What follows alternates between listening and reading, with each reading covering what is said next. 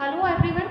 In my past lecture, we have studied about the what do you mean by chemical equation, chemical reaction, and we have studied two types of chemical reaction, that is exothermic and endothermic. I am just repeating a little bit about this. Exothermic reactions are those reactions in which heat is released, and on the other hand, endothermic reactions are those reactions in which heat is absorbed. Yes, to complete a chemical reaction, heat is required in some reactions. Those reactions are endothermic reactions. Today we are going further. Now we are going to study combination reactions. Combination means क्या होता है? किसी भी चीज को combine करना. Yes. So here we are having reactants, more than one reactants, and these reactants are combining to form one product. These sides are reactants and this is our product. So it means when two or more than two reactants are combining together to form one product, it is known as combination reaction. If I talk about at the molecular level, just see, it can be drawn like this. So I have made this thing very clear. When two or more than two reactants are combining together to form one product, it is combination reaction. We will take some examples. For example, C plus O2 forms carbon dioxide. Here C is coal and O2 is oxygen, and both are combining together to form carbon dioxide. Coal is a very pure form of carbon. Okay. So if we are burning the coal in the presence of oxygen, whenever something is burned, always it is present in the oxygen. Carbon dioxide forms. If I talk about at the molecular level, see, it is our carbon, it's our oxygen. Now, what is happening? At molecular level, carbon atom is combining with the two atoms of oxygen. Clear? Now the next example,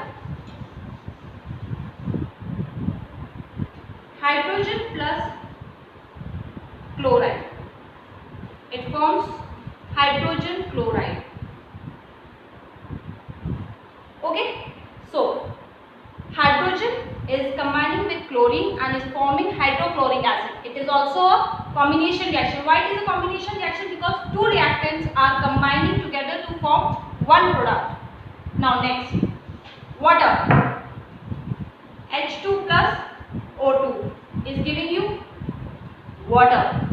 Here hydrogen is combining with oxygen to form water. Next example, calcium oxide plus H2O. Yes, here calcium oxide, it is CaO is calcium oxide. Students, please keep the formulas in mind. And we also said calcium oxide as lime. Here H2O means water. Both are combining to form calcium hydroxide. It's calcium hydroxide. While learning these reactions, keep these formulas in your mind, because in the exams sometimes they are not writing the formula, they are writing the names. So you should know what formula stands for what name. Now coming to the next reaction is decomposition reaction. Yes.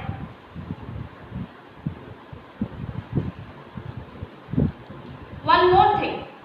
During the combination reaction, generally heat is released.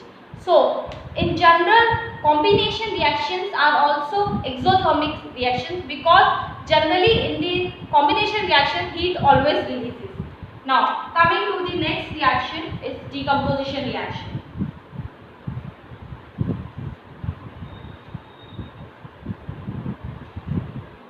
Yes, here the reactant is dividing into two or more than two products, but heat is applied in it. Yes, in decomposition reaction we are applying heat to the reactants, and then reactants are divided into two or more than two products. It is known as A plus B.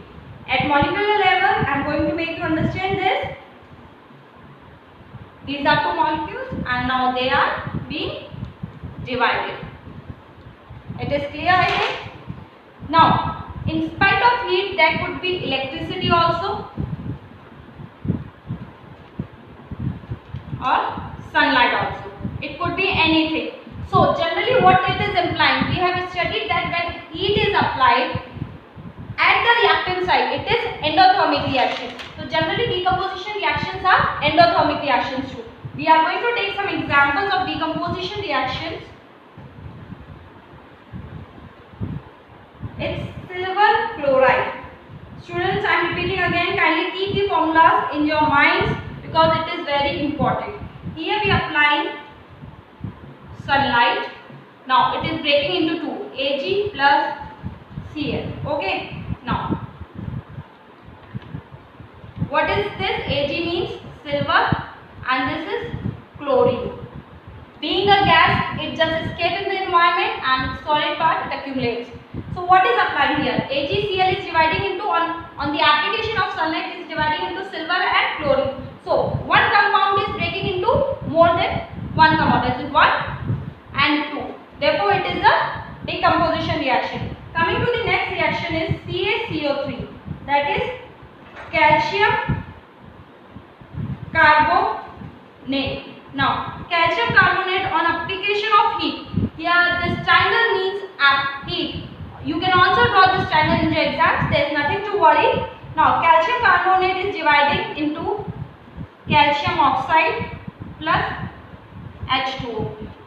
It is quicklime. Calcium oxide is also known as quicklime. I think I am very much clear. CaCO3, that is one compound and it is breaking into two compounds more. That is calcium oxide and water. Taking one more example.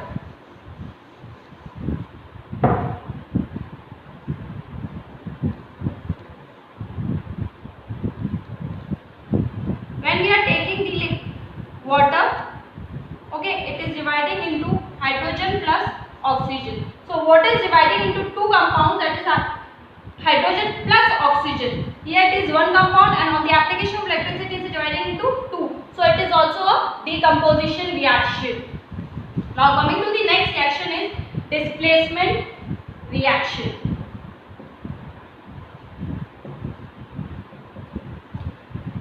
It's a very simple reaction, students, like AB plus C. We are having two reactants and here C will replace A.